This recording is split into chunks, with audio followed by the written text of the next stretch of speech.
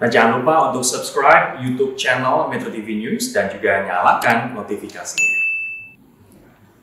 Pemirsa, dalam pemilihan serentak Desember 2020 di Jawa Barat akan ada 8 wilayah memperebutkan kursi 7 bupati dan 1 wali kota. Wilayah mana saja akan kita lihat pemirsa melalui grafik ini. Ada 8 daerah yang akan menggelar pesta demokrasi, yakni Kabupaten Bandung, Kabupaten Cianjur, Kabupaten Sukabumi, Kabupaten Karawang, Indramayu, Tasikmalaya, Pangandaran, dan Kota Depok.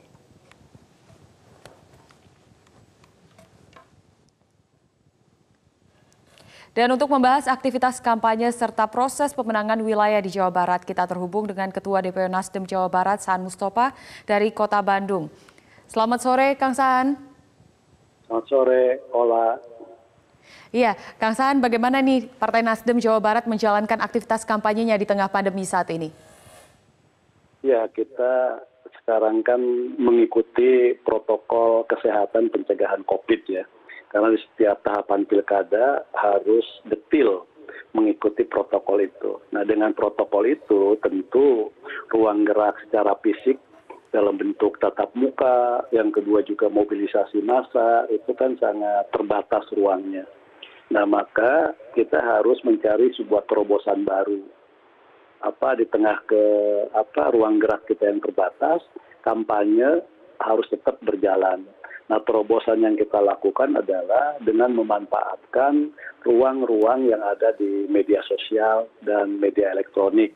Nah, jadi kampanye lewat platform media sosial, media elektronik ini menjadi sebuah kebutuhan untuk menyasar para pemilih di daerah-daerah yang ada pilkada. Nah, Nasdem sudah memulai dengan kita 2 hari ini melakukan workshop ya terkait dengan soal pendidikan politik, bagaimana memanfaatkan media sosial ini, teknologi informasi ini sebagai alat utama untuk menyentuh para pemilih. Jadi ini yang sudah kita lakukan. Jadi Nasdem siap dengan menggunakan teknologi informasi ini. Apakah mungkin target kampanye ini akan tercapai, Kang Saan, mengingat dari 8 wilayah di Jawa Barat ini tidak semuanya efektif menggunakan teknologi dan internet? Ya, memang ada daerah-daerah yang misalnya di daerah-daerah ujung lah ya, kayak misalnya di Cianjur, Sukabumi, Tasik, di daerah selatan mungkin kekuatan jaringan internetnya lemah. Tapi kalau misalnya kita akumulasikan secara keseluruhan dari 8 kabupaten yang pilkada, mereka yang internetnya relatif lemah itu tidak signifikan. Artinya secara keseluruhan ini tetap akan menjadi media yang efektif, media yang efisien di tengah sekali lagi pandemi COVID-19, ruang gerak secara fisik kampanye secara konvensional itu susah dilakukan. Jadi memang kampanyenya harus bertransformasi dari cara-cara konvensional ke cara-cara yang lebih modern, yaitu sekali lagi teknologi ini menjadi bagian terpenting. Nah, tentu kita bisa memanfaatkan teknologi ini kalau memang kader-kader kita juga siap. Jadi kader kita juga harus punya kader-kader yang siap untuk memanfaatkan teknologi ini. Percuma juga ada teknologinya kalau kader-kadernya tidak siap kan gitu loh. Nah, maka training-training, pelatihan-pelatihan yang dilakukan oleh Nasdem di DPP, DPW dan juga lewat ABN ini adalah menjadi salah satu upaya untuk bisa melakukan kampanye-kampanye dengan daring.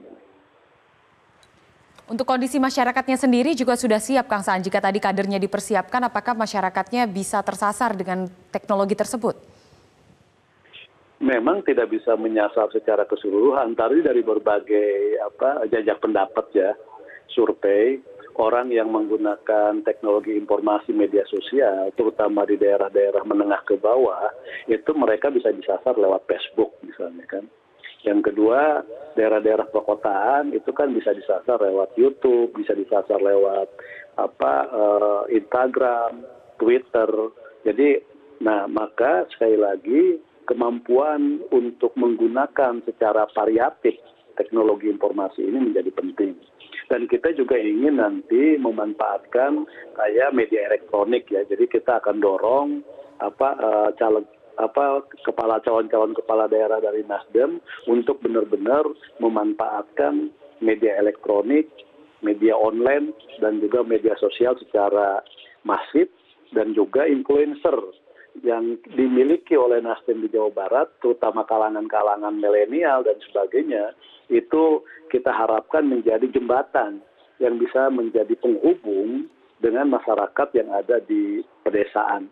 Jadi kalau kita lihat hari ini strata masyarakat kita, ini milenial ini bisa kita jadikan jembatan untuk menghubungkan dengan masyarakat kebanyakan, sehingga milenial bisa mempengaruhi mereka untuk agar masyarakat kebanyakan bisa tersentuh oleh media sosial ini dalam soal kampanye, dan juga mereka terlibat dalam sebuah proses politik yang akhirnya datang ke TPS tanggal 9 Desember yang akan datang.